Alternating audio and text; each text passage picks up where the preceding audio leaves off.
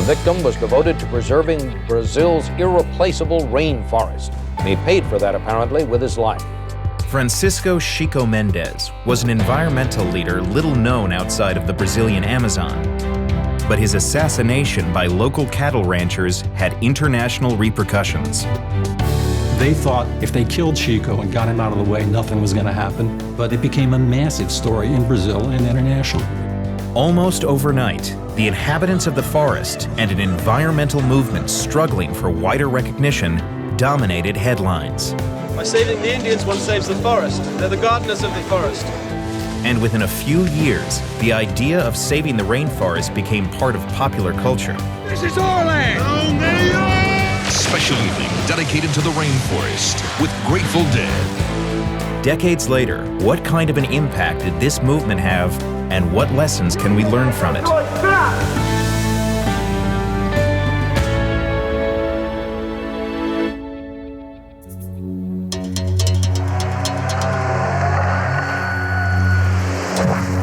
It is called deforestation. One of the world's most important environmental resources is vanishing day by day. In the 1980s, the Amazon rainforest was burning at an unprecedented rate. The fires were set to clear the land as part of a government project to bring new settlers, including many cattle ranchers, to the region. The idea was it'll be progress. Well, that's really not the way it turned out. At the beginning of the 80s, there was not a whole lot of attention to deforestation in the Amazon. When it began to kind of attract more attention was precisely when remote sensing scientists began using satellite images to show what was going on from space. We can locate above 7,000 fires every day. The images were dramatic. You looked at that and you had to think, how long can this go on before the people who depend on this ecosystem are destroyed? But the burning of the forest was not the only problem for inhabitants like the Kayapo, known for their distinctive lip plates.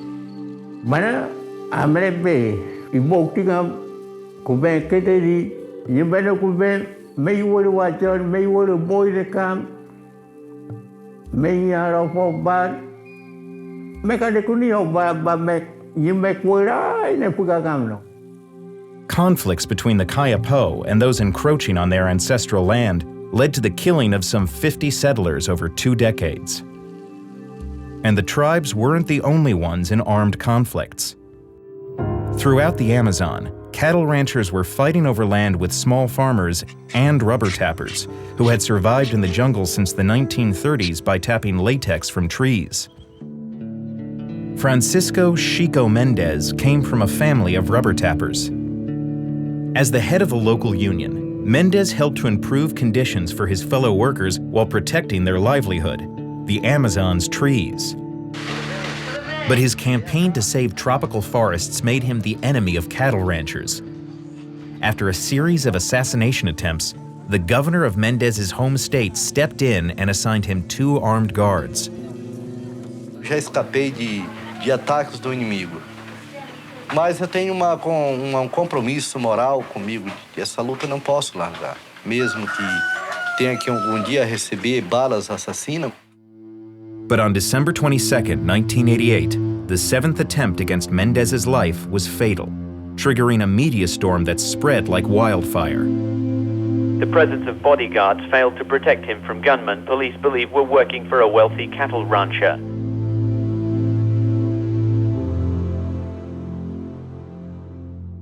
The murder galvanized the international environmental movement, which was working to increase awareness that the burning of the rainforest was contributing to heating up the planet. Chico's assassination really brought about fundamental changes in the way people around the world thought about the process of deforestation. Increasing numbers of people began to see that, in fact, people like Chico Mendes and indigenous peoples could continue to be increasingly protagonists of forest conservation. As news of the Mendes assassination faded from the headlines, a new Amazon tragedy was unfolding. An estimated 35,000 gold miners had invaded the lands of 9,000 Yanomami Indians, triggering reports of spreading infectious diseases and the deaths of hundreds of indigenous people. Angered by widespread death and destruction along Brazil's frontier, rainforest inhabitants and environmentalists convened in a small Amazon town for a 5-day conference called the Altamira Gathering. What was at stake was not only the future of the people in the Amazon. Westerners were convinced that their future also was invested. That's what was fueling the kind of environmental movement at that time.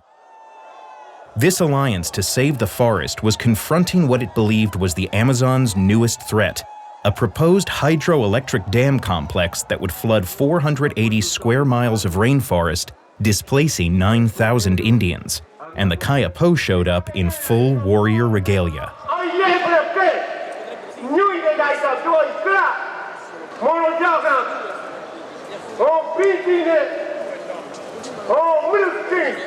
I think one of the things that really impressed the outsiders who came to Altamira was, this is a people that has never been conquered. And transmitting that is something that I think has a real charisma to it and a real power. And at Altamira, these warriors revealed a new weapon in their arsenal, the Rockstar Sting. I spent a day yesterday with some Kayapo in the jungle and realized that I was in paradise, realized I was in the Garden of Eden.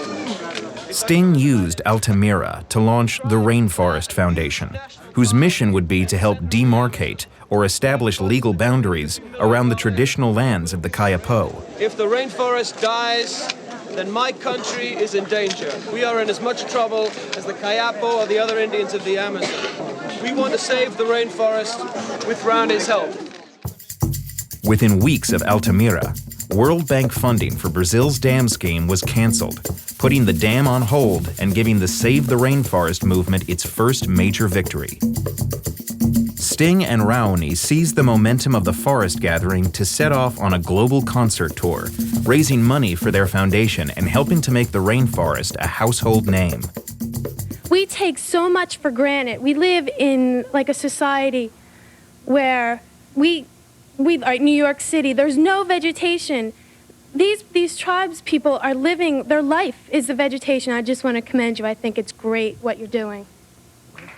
The green messaging spawned by Sting and other environmentalists struck a nerve in public consciousness, inspiring a wave of rainforest marketing and movies.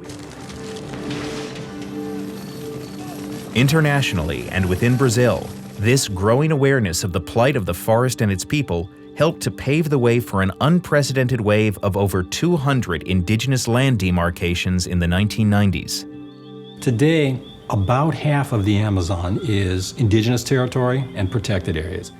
It's a huge gain. All you have to do is look at the satellite images and you can see that these territories are really effective buffers against deforestation.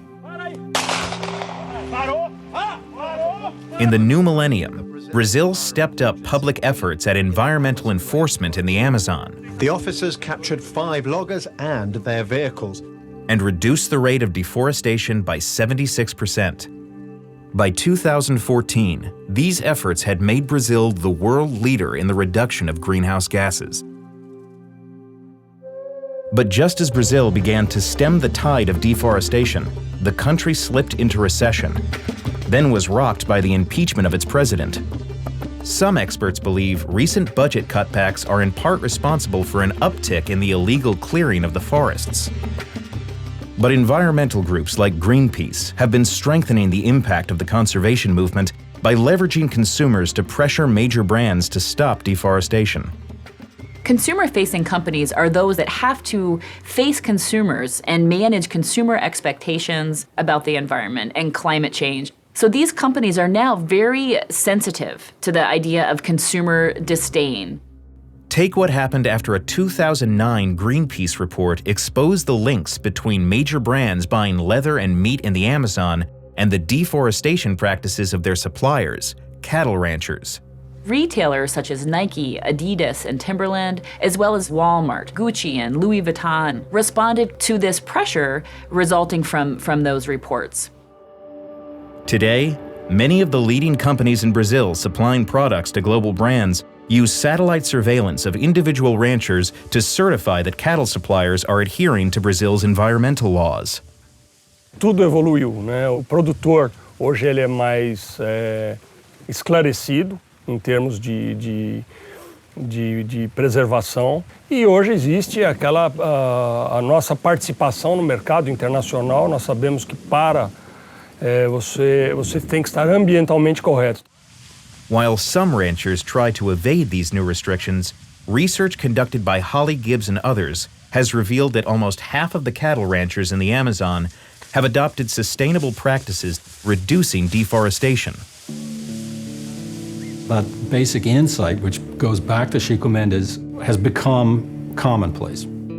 To make standing forest a real economic asset that benefits the people that are living in it and that creates real growth without environmental destruction. But the current dilemma in Brazil is there's a significant segment of Brazil's political leaders who think that development is all that matters. Under pressure to bolster the nation's energy output, Brazil revived the dam project shelved after Altamira in 1989. Rebranded as Belo Monte, it went online in 2016. It is one of more than 60 proposed dams for the Amazon. Today, conflicts over development in the rainforest can still trigger violence. A growing number of activists have been killed trying to stop the destruction of the environment over the past 10 years. Just last month, a government official in a frontier town who had fought illegal logging was gunned down. Decades after Chico Mendes' assassination, the fight to save the rainforest continues.